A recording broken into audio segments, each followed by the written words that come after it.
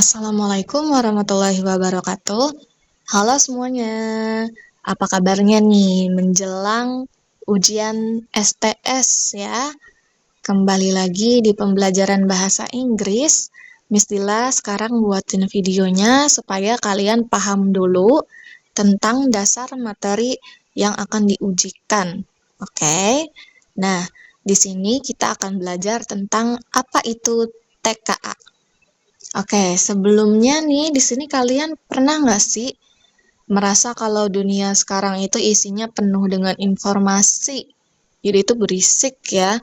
Ada berita hoax, tawaran diskon yang nggak masuk akal saking murahnya, sampai lowongan kerja yang kelihatannya menggiurkan, tapi ternyata zong. Contohnya adalah gajinya besar, tahu-tahu kalian sampai di Kamboja. Terus di sini ada yang namanya TKA nih. Nah, TKA itu sendiri kepanjangannya adalah tes kemampuan akademik. Jadi kalian dites itu bukan cuma sekedar tes baca tulis biasa, tapi TKA di sini untuk mengukur seberapa jago kalian berpikir logis dan kritis. Intinya, kalau dalam konteks bahasa Inggris sendiri, di sini TKA nggak cuma baca teks, tapi kita belajar menangkap maksud tersembunyi di balik kata-kata tersebut. Kenapa kita perlu belajar TKA? Karena akan ada ujian TKA, kalau orang-orang bilangnya pengganti ujian nasional di kelas 12. Dan testimoni dari kakak kelas kalian yang udah menjalankan TKA itu sulit banget. Kalau bahasa Indonesia mungkin ya kamu masih bisa jawab. Tapi kalau bahasa Inggris itu level bahasa Inggrisnya udah lebih dari level yang basic gitu. Jadi kita harus bisa mengupgrade pengetahuan bahasa Inggris yang kita punya. Nah, kenapa sih TKA ini itu penting dan jadi tolak ukur pemahaman sampai-sampai di kelas 12 kalian harus ujian TKA juga. Nah, coba kalian bayangin ya, kalau kalian lihat iklan lowongan pekerjaan di media sosial, tulisannya gaji 10 juta tanpa syarat dan langsung kerja. Banyak orang terjebak gitu karena mereka hanya membaca secara tekstual, melihat angka 10 jutanya aja. Nah, di sini tuh banyak banget ya yang nanti akan merespon. Contohnya kalau di-uploadnya di Instagram atau di Facebook yang pembacanya atau penggunanya itu kebanyakan orang-orang yang udah pada tua gitu kan. Atau banyak juga ternyata anak muda nih yang merespon karena saking sudah lama menganggurnya. Nah, tapi orang itu kan punya kemampuan TKA yang berbeda-beda gitu ya, kemampuan membaca yang berbeda-beda. Nah, di sini kita belajar tentang menggunakan kemampuan dari TKA itu sendiri. Jadi ada yang disebut dengan inferensial. Inferensial itu maksudnya adalah memahami makna dari informasi yang ada. Contohnya yang tadi, gajinya 10 juta tanpa syarat, langsung kerja. Kan kita pasti mikir ya, masa sih gaji gede nggak pakai syarat, perusahaan apaan ini? Kan pasti kita nanya ya, kok ada ya perusahaan yang kayak gini gitu. Kita bertanya-tanya di dalam hati kita. Nah, kemudian kita melakukan evaluasi dengan cara cek di Google. Ternyata setelah dicek, itu perusahaannya fiktif, nggak ada nama perusahaan itu. Dan kita terkena tipu kalau kita melamar di situ, cuma buang-buang waktu dan bikin sakit hati ya. Jadi di sini ada 3 kemampuan TKA. Ada membaca secara tekstual, kemudian kemampuan inferensial, dan juga evaluasi. Nah, belajar TKA itu ibarat masang radar anti tipu di kepala kalian, biar nggak gampang dibohongi dan bisa ambil keputusan yang benar di dunia nyata. Contohnya kalau mau beli tanah gitu ya, kan kalian ini anak-anak Gen Z ya, yang nantinya akan jadi orang sukses, pengen punya tanah sendiri. Nah, kalau kalian beli tanah, kan kalian gak mau ya ditipu, otomatis kalian harus baca dokumen-dokumen yang ada dengan benar dong, dengan penuh ketelitian. Nah, disinilah peran TKA itu ada. Contohnya, ada informasi tanah di Kemang dijual 2 hektar, harganya cuma 200 juta. Bayangin tanah di Kemang 2 hektar harganya 200 juta. Murah banget ya. Nah, kalian kan pasti mikir, kenapa kok bisa tanahnya murah banget nih kayak gini? Ini siapa sih yang ngejual? Terus ini bekas apa tanahnya sebelumnya? Akhirnya kamu mencari tahu tentang asal-usul tanah di daerah yang kamu mau beli. Gitu ya. Nah, di sini ada website resmi dari Pusmendik Kemendikbud ya. Jadi kamu bisa latihan atau cari tahu bentuk soal TKA itu seperti apa sih? Tinggal klik di website resminya. Kemudian di sini kita mau membedah kompetensi TKA. Apa aja yang diuji di level kompetensi ini? Jadi kita punya 3 level kompetensi. Ada pemahaman tekstual, disebutnya level dasar. Kemudian bertingkat ke level selanjutnya, pemahaman inferensial atau deep meaning. Itu level menengah.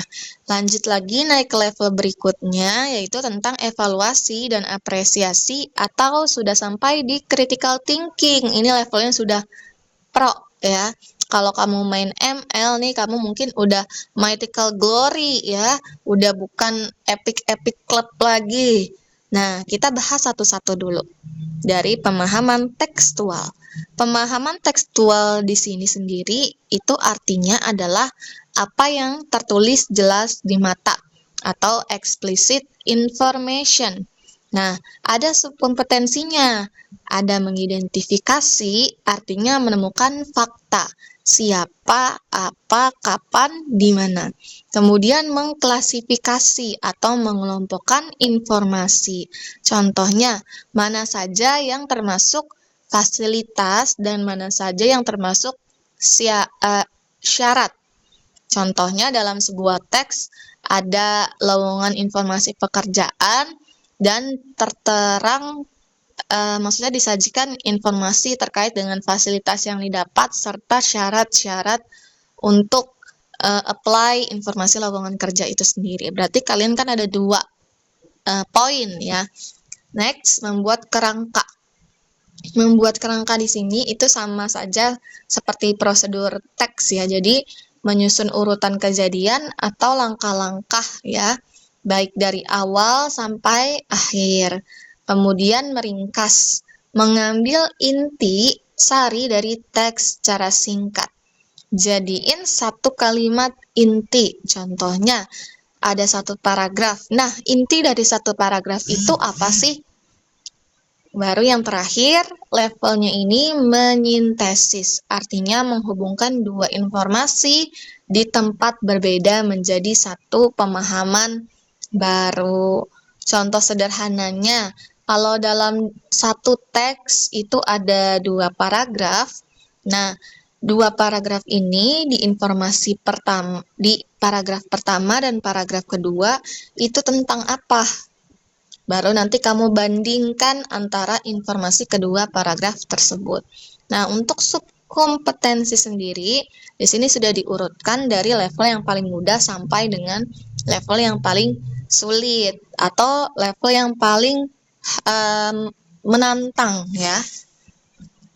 Kemudian kita lanjut ke pemahaman inferensial. Pemahaman inferensial sendiri di sini itu artinya adalah implisit informasi atau menyimpulkan ya. Jadi menyimpulkan informasi. Contohnya menebak alasan di balik sebuah fakta. Kemudian inferensial sendiri di sini berasal dari kata bahasa Inggris ya, inferential atau kita bacanya inferensial. Nah, di inferensial sendiri itu menarik kesimpulan berdasarkan bukti dan penalaran, itu bahasa susahnya. Tapi intinya ya itu sih, menyimpulkan informasi.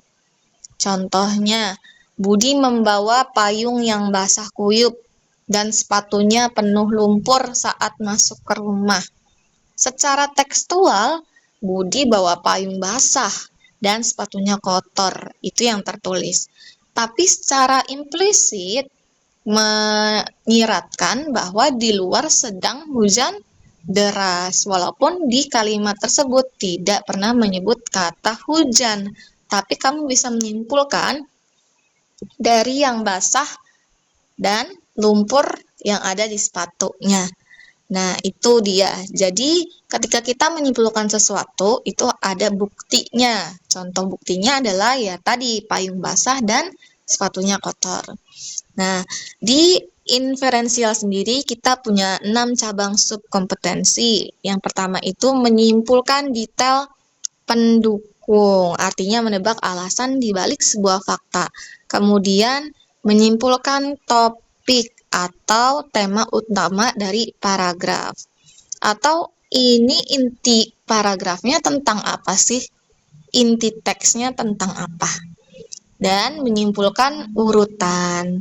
Urutan ini memahami alur waktu, meskipun tidak ada kata lalu atau kemudian, mana yang duluan terjadi kalau nggak ada angkanya. Ya, jadi biasanya kalau di dalam suatu cerita itu kan ada nanti menceritakan hari pertama, keesokan harinya, di kemudian hari. Nah, itu kamu harus bisa mengurutkan peristiwa berdasarkan step by step. Yang mana duluan yang terjadi. Kemudian menyimpulkan perbandingan. Jadi di sini melihat kesamaan atau perbedaan dua hal secara logis. Apa bedanya A dan B? Kemudian menyimpulkan sebab akibat. Menyimpulkan sebab akibat di sini artinya menghubungkan kejadian A yang mengakibatkan kejadian B. Kalau begini jadinya ya begitu. Kalau begini itu ada sebabnya. Contohnya, kalau Raihan tidak masuk sekolah hari ini, itu disebabkan karena Raihan ada urusan keluarga mendadak. Nah, penyebabnya adalah urusan keluarga mendadak, akibatnya adalah Raihan tidak bisa masuk sekolah. Contoh lainnya itu adalah Ardi ketinggalan informasi pelajaran. Nah, itu di situ cuma tertulis seperti itu. Berarti ini ada sebabnya nih kenapa si Ardi bisa ketinggalan informasi pelajaran dan kita perlu cari tahu sebabnya itu. Nah, lanjut lagi ke menyimpulkan karakter. Jadi kita bisa menilai sifat tokoh atau instansi dari tindakan mereka, baik itu pelit atau tegas. Nah, di sini kalian menilai sifat tokoh itu nggak cuma ketika kalian membaca teks, tapi ketika kalian berhadapan di dunia nyata itu sendiri. Contohnya, Zahra. Zahra ini orangnya rajin. Kenapa dia bisa dibilang rajin? Karena selalu mengerjakan tugas dan buku catatannya itu penuh, rapih juga. Jadi kita bisa menilai tokoh dari tindakan. Begitu juga dengan instansi. Ketika kamu mau apply PKL, kamu pastinya pilih yang lebih menguntungkan untuk kamu. Pilih yang dapat fee-nya. Kamu harus cari tahu dulu. Biasanya kan kamu cari tahu dulu ya. Terus kamu tanya-tanya ke kakak kelas kamu, ini kalau PKL di sini gimana? Oh, enak-enak. Nah, baru kamu pilih instansi yang enak. Kalau pilih instansi yang nggak enak, ya itu tergantung penilaian kamu gitu. Jadi ya sebenarnya kita masih bisa menilai berdasarkan itu tadi karakter ya. Selanjutnya itu level pro ya, level mythical glory nih. Jadi kita di sini sebagai hakim ya, kita menjudge, judging dan menilai atau assessing. Kamu menilai apakah teks itu benar, layak dipercaya, bagus atau tidak. Nah, di sini subkompetensinya ada 5. Ada menilai realitas versus fantasi. Ini beneran terjadi atau cuma halu? Kalau kamu main Twitter, banyak banget tuh seliweran orang-orang yang banyak kasusnya ya. Contoh ada kasus pembulian di media massa ya. Kamu udah masang hashtag tuh Justice for Audrey. Tahu-taunya dia nggak dibully, malah dia yang membuli. Berarti kan itu bukan realitasnya ya. Itu sebuah fantasi. Jadi misleading. Kemudian menilai fakta versus opini. Ini datanya asli atau cuma katanya, atau malah cuma perasaan penulisnya aja. Lagi-lagi nih di TikTok deh, banyak banget kan influencer atau siapapun orang yang membuat video di TikTok dan upload itu yang cuma berdasarkan opininya dia. Contoh opininya itu adalah kalau review produk. Menurut aku produk ini tuh udah bagus banget ya di kulit aku karena aku udah lama pakai dan gak terjadi apa-apa. Itu kan opini gitu. Kemudian opini itu biasanya yang menyatakan tentang suatu objek ya, bagus atau tidaknya, buruk atau tidaknya, segala sesuatu yang tentang penilaian. Nah, itu biasanya nanti ada opininya. Kalau data asli itu contohnya ketika di suatu produk kamu mereview produk gitu ya. Kamu bilang di sini data itu ada datanya yaitu niacinamide 10%. Terus kamu cari tahu niacinamide ini bagus untuk kulit atau tidak. Nah, siapa yang ngomong bagusnya? Dokter. Berarti dokter ini adalah seorang ahli. Jadi kalau data itu harus dipastikan bahwa dia sumbernya dari orang yang ahli. Beda dengan opini yang cuma katanya. Kalau opini itu dia tidak ahli yang berbicara itu ya. Paham nggak? Kalau nggak paham nanti tanya. Kemudian validitas informasi. Di sini datanya itu yang disajikan sudah basi atau masih bisa dipercaya. Kalau data sensus penduduk itu kan ada masanya ya, contoh dari 2015 sampai 2018. Setelah di 2020 data 2015 dan 18 ini sudah tidak bisa digunakan karena tidak valid karena penduduk Indonesia terus bertambah atau di satu daerah itu sudah berkurang penduduknya, itu sudah tidak bisa digunakan karena datanya lama. Balik lagi seperti fakta dan opini tadi, validitas informasi ini bisa dikatakan valid bahwa kalau seandainya dikatakan dengan orang yang ahli juga. Contohnya kalau kamu melihat sumber berita yang ada di TV deh, ada yang demo kemarin itu Gojek dilindas. Kamu masih ingat nggak yang ojol dilindas? Nah, validitas informasinya ini simpang siur nih. Yang melindas ini katanya polisi, tapi ada juga yang bilang bahwa itu hanya oknum polisi. Nah, yang benar yang mana nih? Apakah pure polisi beneran atau oknum polisinya? Baru kita menilai kesesuaian. Kesesuaian di sini itu dalam konteks ketika kamu membuat teks atau membuat caption WhatsApp deh. Kira-kira nih udah cocok belum sama target pembacanya? Contoh lagi, kalau kamu lagi membuat caption Instagram tentang promo lomba, bukan tentang promo deh, tentang pengiklanan lomba kelas meeting. Pastikan captionnya harus disesuaikan dengan pembacanya. Pembacanya adalah siswa dari kelas 10 sampai dengan kelas 12. Isinya tentang apa saja? Tentang lomba-lombanya.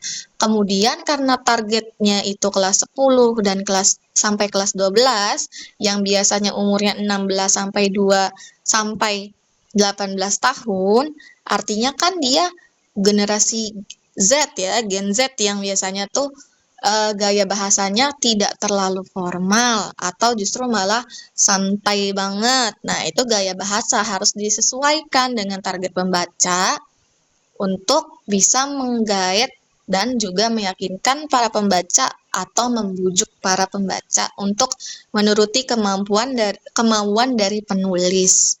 Jadi itu ya yang dimaksud kesesuaian. Kemudian menanggapi isi dari teks. Ketika kamu baca suatu berita, contoh dari Kompas, tentang korupsi di kementerian ya. Kemudian reaksi kamu ini ketika menanggapi isu yang kamu baca ini apa? Apakah kamu senang, tepuk tangan, jungkir balik, kopral, atau bagaimana? Nah, nanti akan ditanya juga solusi ketika setelah kamu membaca teks ini. Kayak, ini kalau korupsi mulu kira-kira kudu diapain ya? Nah, biasanya kan muncul pikiran-pikiran seperti itu. Nah, kenapa kita perlu tahu ini? Jadi, ini itu layaknya peta ya, dari nomor 1 sampai nomor 3 beserta isi dari kompetensinya. Kalau kamu kayak orang buta, bukan, maksudnya tanpa peta ini ya, tanpa kamu menguasai pemahaman-pemahaman ini dan kompetensi ini, kamu itu kayak orang buta di tengah hutan informasi. Kalau kamu tahu cabangnya, pasti lihat soal kamu langsung tahu, oh ini soal evaluasi, jadi aku harus lebih kritis. Ini soal tekstual, jadi tinggal cari kata kuncinya aja yang ada di teks. Nah, begitu guys ya. Jadi kalau kamu nanti tidak memenuhi pemahaman dari kompetensi ini, artinya kamu masih buta di tengah informasi itu. Ketika kamu sudah tahu tentang kompetensi-kompetensi apa saja, kamu di bab 2, bab selanjutnya kita belajar tentang jenis-jenis teks. Ya, sudah lebih praktik kalau seperti ini, praktik membaca dan juga praktik menilai tentang banyaknya jenis teks. Ada deskriptif, informatif, persuasif, dan argumentatif. Kita akan baca atau akan bahas di pertemuan selanjutnya. Nah, di sini ada petanya nih guys. Ini lebih ke mind mappingnya sih. Jadi di sini ada definition and purpose, definisi dan tujuan. Kemudian ada literal comprehension basic level. Di sini ada subkompetensinya. Kemudian kompetensi kedua tentang inferential comprehension atau intermediate level. Ada juga cabang subkompetensinya. Dan juga lain sebagainya sampai dengan practical application-nya. Contoh, checking company validity, verifying information sources, and detecting job scams. Jadi kalau ada scams, hoax, tipu-tipu, nah kamu bisa terhindar dari itu kalau kamu menguasai kompetensi yang ada di sini. Kayak itu aja dari Miss Dila tentang apa itu TKA. Selanjutnya kita akan membahas tentang soal-soal yang biasanya itu digunakan di setiap level kompetensinya. Oke, sekian. Kalau ada pertanyaan, silahkan tanya dan jangan ragu untuk bertanya karena kalian masih wajar untuk belajar ya. Jadi kalau melakukan kesalahan itu wajar. Intinya seperti itu. Oke, karena waktunya sudah terlalu lama, jadi cukup sampai di sini saja dan sampai jumpa di video selanjutnya. Assalamualaikum.